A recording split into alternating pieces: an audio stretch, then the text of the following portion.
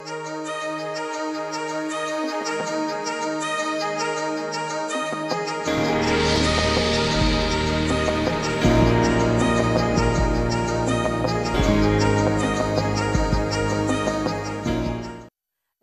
dans notre émission La puissance de la grâce.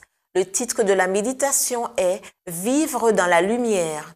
Sur cette entrefaite, les gens s'étant rassemblés par milliers au point de se fouler les uns les autres, Jésus se mit à dire à ses disciples « Avant tout, gardez-vous du levain des pharisiens, qui est l'hypocrisie ». Luc 12, verset 1. C'est la recherche de soi-même qui était à la base de l'hypocrisie des pharisiens. Ils n'avaient qu'une seule préoccupation, leur propre gloire.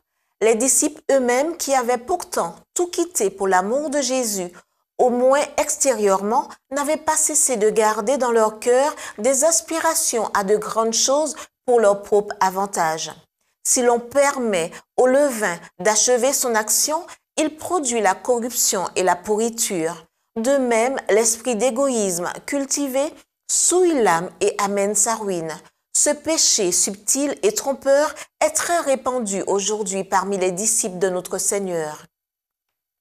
Souvent, le service que nous offrons au Christ est gâté par le secret désir de glorifier le moi. Seule la puissance de Dieu peut bannir la recherche de soi-même et l'hypocrisie. Au moment où Judas se joignit aux disciples, la beauté du caractère du Christ ne le laissait pas insensible. Il subissait l'influence de cette puissance divine attirant les âmes.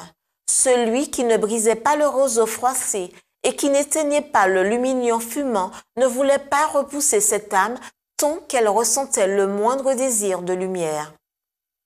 Le Sauveur lisait dans le cœur de Judas. Il prévoyait dans quels abîmes d'iniquité il s'enfoncerait s'il n'était délivré par la grâce de Dieu. En s'attachant, cet homme, Jésus le mettait en contact quotidien avec son amour.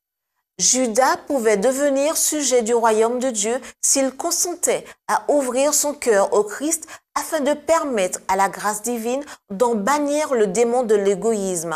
Bien que personne ne fût aussi grand que lui, le Christ s'abaissa pour accomplir le plus humble devoir. Il a lui-même donné un exemple d'humilité. Il ne voulait pas laisser à un homme le soin de donner cet enseignement.